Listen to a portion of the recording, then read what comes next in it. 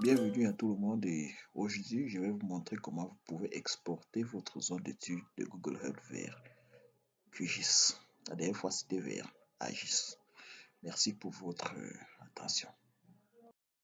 Vous ouvrez votre logiciel Google Earth et vous cliquez sur l'icône ajouter un polygone. Vous nommez ce polygone, dans ce cas je l'ai nommé Area. Vous pouvez faire un certain nombre de manipulations en changeant la couleur des bordures, en mettant rouge, en supprimant l'opacité, c'est-à-dire en mettant l'opacité de notre polygone à 0%, c'est-à-dire de sorte que le polygone soit transparent, qu'on ne voit que les bordures. Et une fois tout cela fait, vous commencez à délimiter votre zone d'étude. Nous sommes dans un exemple, c'est-à-dire nous délimitons n'importe comment. C'est juste pour vous montrer ce qu'il faut faire. Là, puisque nous avons déjà nommé notre fichier, nous pouvons l'enregistrer en cliquant tout simplement sur OK. Une fois le fichier enregistré, nous allons changer son extension en faisant un clic droit sur ce fichier et en allant sur enregistrer sous. Et là, on change l'extension en mettant l'extension KML. Et on choisit également un dossier dans lequel ce nouveau fichier sera enregistré, le fichier KML. Une fois cela fait, une fois que l'on a fait cela, on se dirige directement dans notre logiciel QGIS. Et là, on importe notre fichier.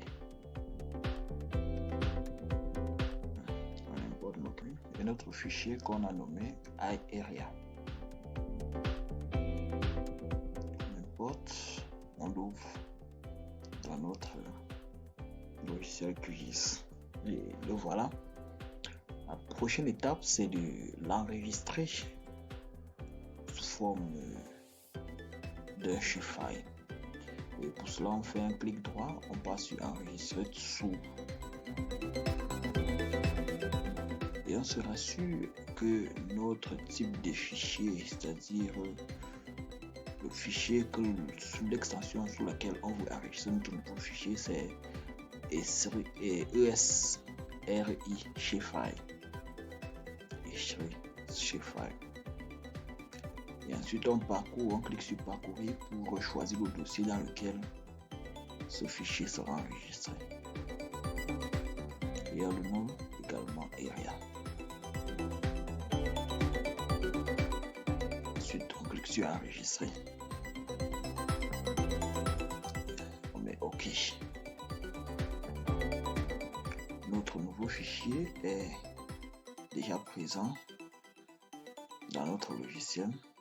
On peut supprimer le premier fichier, c'est-à-dire le fichier qui avait pour extension KML.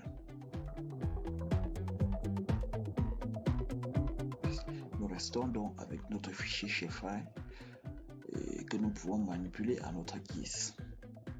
Et la première manipulation que nous pouvons faire, c'est de changer la trame de fond en la supprimant. Et pour cela, nous faisons un clic droit, bâton sur propriété. Au niveau de style, nous cliquons sur remplissage, style de remplissage, et on clique sur pas de remplissage. On peut également renforcer les bordures extérieures en augmentant la largeur. Une fois cela fait, la prochaine étape sera de calculer la superficie de notre zone d'étude.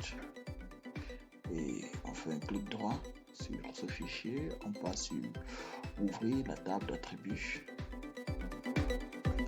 Vous voyez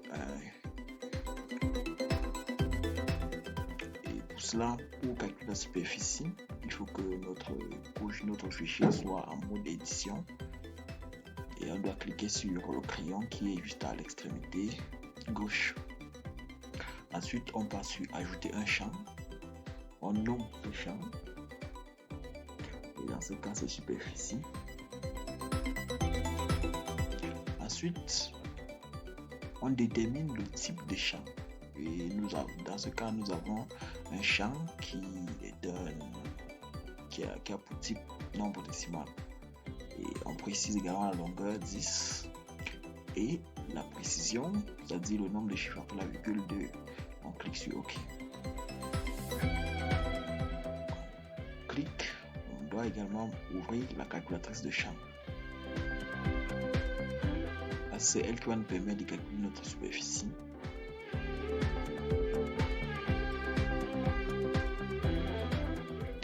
Une fois dans la calculatrice des champs, au lieu de créer un nouveau champ, on doit plutôt cliquer sur mise à jour d'un champ existant. Et ce champ existant, c'est le champ superficie que nous venons de créer. Une fois avoir cliqué sur superficie, nous cherchons, puisque c'est la superficie que nous voulons calculer, nous allons cliquer sur géométrie et on va cliquer également sur area. Le area avec le symbole $ devant. On double-clique, bien sûr. Et puisque nous voulons calculer notre superficie en hectares, on doit diviser donc ce area là par 10 000. Si nous laissons, la calculatrice de champ va donner la superficie en mètres carrés. On divise par 10 000 et on clique sur OK.